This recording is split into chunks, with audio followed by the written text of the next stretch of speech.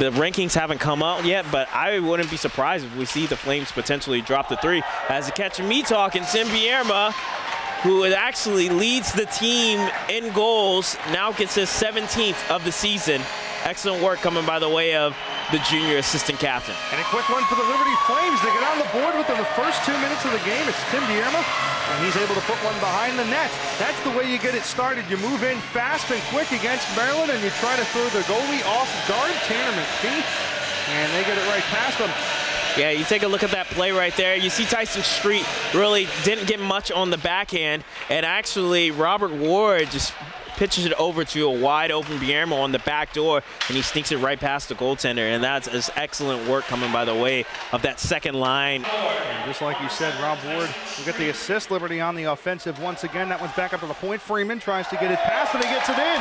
Then Freeman just like that, 2 goals inside 30 seconds, and now Liberty gets started. And you touched on it, Al. You said once the Flames start getting rolling, it's almost hard to stop the machine. You get a nice shot coming by the way of Natowski from the point, and then Freeman, he's just able to redirect it, and he gets another one on the year, his 15th of the year as well. So definitely excellent work, and actually leads the team in points. Flames weren't fully playing to the systems that we're normally seeing, as we have a breakaway chance by the way of Freeman. And here it is, Freeman gets it around, there it is. A pair of goals for Ben Freeman. And that's too easy for a guy like Ben Freeman. Number 19, you give him a breakaway, it's almost automatic every time. Excellent work, and you gotta hate what you're seeing right now for Tanner McPhee.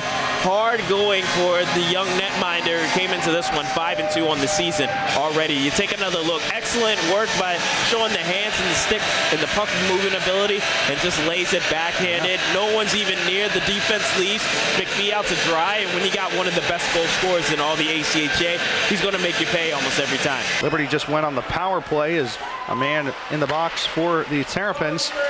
They'll now set up shop and try to increase on their lead. They'll do just that. Look at the shot by Robert Ward. Too easy for him. Excellent work by the way of the Flames.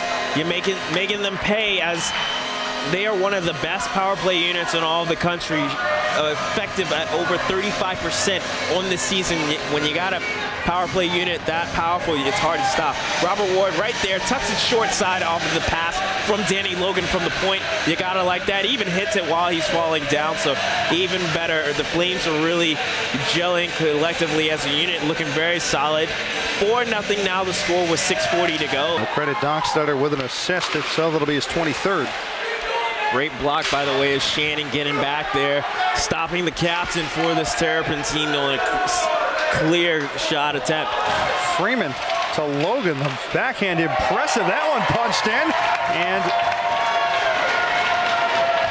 didn't see who that was on immediately. Have to do the replay, but this is definitely becoming, for the Terrapins, a bit of a nightmare as the Flames are running away with this one 5-0, and that's a great series all the way around. If we take a look at the replay, get back to where you just missed the nice sauce coming by the way of Freeman, and then you see Logan gets the initial shot. Great defensive work by the block, but then you got a streaking Dockstader, no one's on him, and that's going to be an easy tap-in goal when he's that close. Now pinned against the boards. Penalty killed off. Roulette comes out. Now full strength hockey. That one, the redirect slides in. They'll give it to him. First goal for Maryland. That's a seeing eye shot coming by the way of the Terps from the point. Excellent work coming by the way. That's going to be, Michael Schreier, who actually gets his first career. And you see the coaching staff of the Flames wanting to call for a high stick, saying, hey, that's not one that trickled in. You got to call that one back, but you got to believe this one's going to stand. As we take another look at it, shot from the point. That's definitely in. I don't necessarily know if you see the high stick from that angle, because that looks like clean to me. Their lines after that lost goal by a lot. As Street comes in with a nice shot. Street gets it past. And a goal for Liberty. They get back the momentum. Tyson Street. That'll be his 3rd of the year. 6-1 in favor of Liberty. Excellent work coming by the way of Street. Gets behind the defense and shows his breakout ability. You see right there, all alone on the breakaway. And the backhand sauce tucks it 5-hole and just beats McAfee. Great work by the Flames on the stretch pass. You see Street, he was all behind the defense.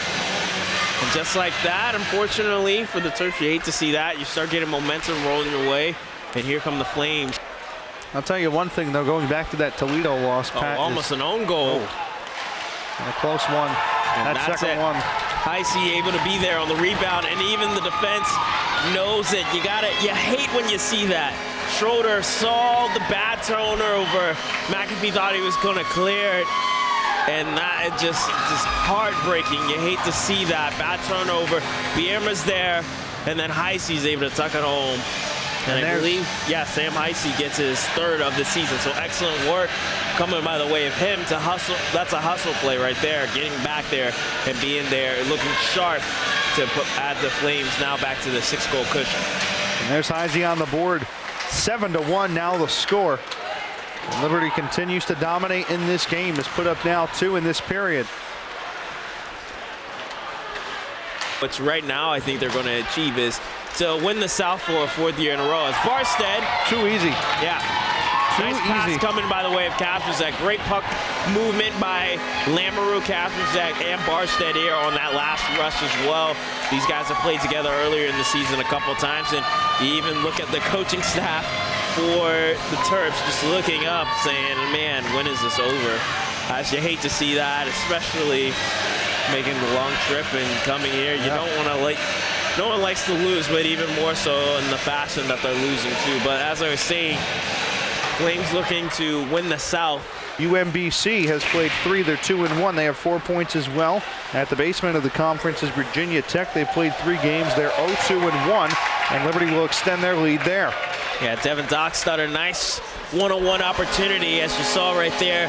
The Schroeder was trying to get back in time, play defense, and try to tuck away, or sorry, make it a more difficult angle for Dockstader to be able to chip in on that goal. And he gets, actually, Dockstader, we think we should have had, this should be 10-1 because he scored the goal that got disallowed at the end of the second period. But nonetheless, he regains it as we take another look. He's able to beat Schroeder and then finds a way, just tucks it past, as you said, McAfee. And now the score's matching to in game number 1 when the Flames played the Terps last year, 9-1.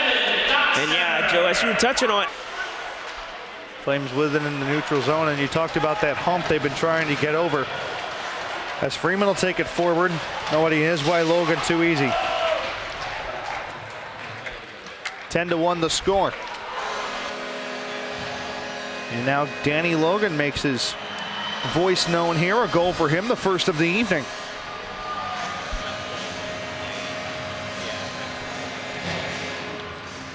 So now a pair for the Flames in the 3rd period as well.